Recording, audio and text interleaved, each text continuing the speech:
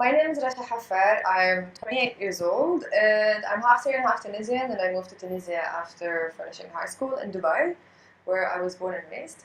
Now I'm running the first anti-human trafficking organization in Tunisia.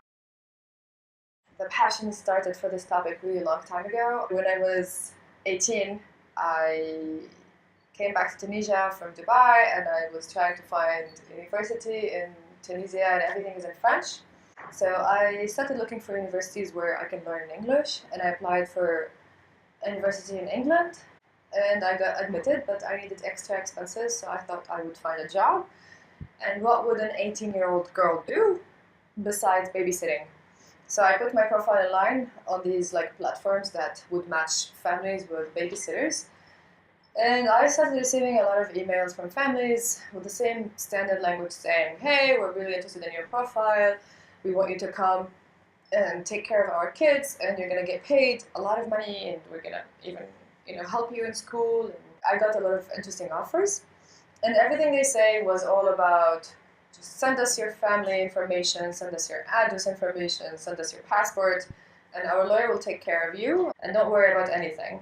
I asked them to meet on Skype, but none of the families wanted to meet on Skype. So I felt something was weird. I followed my guts and I did some research and I typed babysitting in England. On the articles I saw were really horrible. I've seen how girls are trafficked from Asia and from Africa through these fake promises of fake jobs. And then once they arrive, these networks would confiscate their passports, push them into these networks of prostitution, sexual exploitation, and sexual slavery and human trafficking. So I became aware of the topic and I felt that I was responsible since I know something others don't. And I wrote my dissertation about the developments of trafficking in women in post-revolution Tunisia. So I studied all the developments of trafficking from a historical point of view, from a legal point of view, and also when it comes to victims and forms and types and numbers. And I realized that there was an absence and there are no organizations specialized in the topic. I felt that was my responsibility. And I started Not4Trade, which is the first anti-human trafficking organization.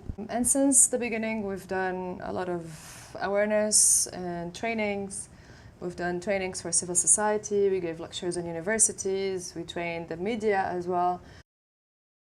I expected to have more support, to be honest. I expected people to be more interested in the topic, but I did not find this here. I mean, the positive thing is that I'm starting something from scratch and I'm building for the future, for a whole movement in North Africa.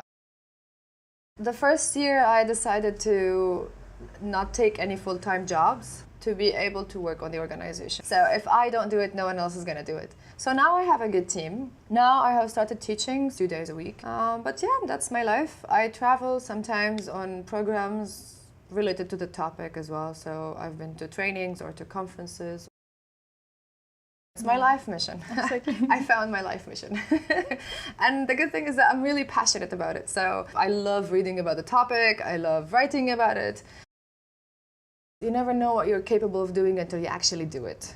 So I would never imagine myself doing so many things, but when I do them, I'm like, wow, I did it, yay! I can do even more. So if anyone has a little passion, they should use it in the right spot. I would recommend them to read about the topic, read the definitions, the international laws, to know what type of victims there are, what is human trafficking. Even reading an article can actually help you identify a victim one day, and you can actually save a life.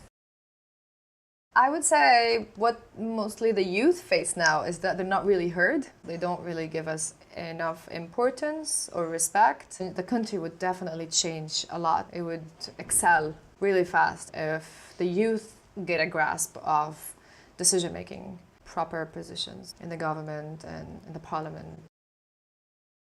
Tunisia is full of amazing fighters. They never give up. Once they identify an issue and they relate to it, they fight till the end. That's amazing. We have a high level of intellectual people here. Everyone speaks 2 or 3 languages and I'm like, wow. And they're open to the world. We really have amazing potential. Tunisian youth are among the best I've ever met in my life. It's the point where 2 worlds meet. There's more similarities than differences, but some people just insist on the differences. That's why I think there should be more connection, more communication, cultural bridges to make it smoother for both worlds to, mingle and create a common future together, because there's a lot of potential. Just get your ass out and move. People in Italy, for example, move. For example, in Sicily, don't stay in Sicily, come to Tunisia. Discover this country that's only 10 hours away by boat or 40 minutes by plane. It's not different from Italy. However, it has its own charm. Your life would change if you just come here for a visit. Just like for us, it's very important for us, for Tunisians, to go around and to discover the world. I think also people in the north part of the Mediterranean should do the same, and because that's how you bridge cultures, and that's how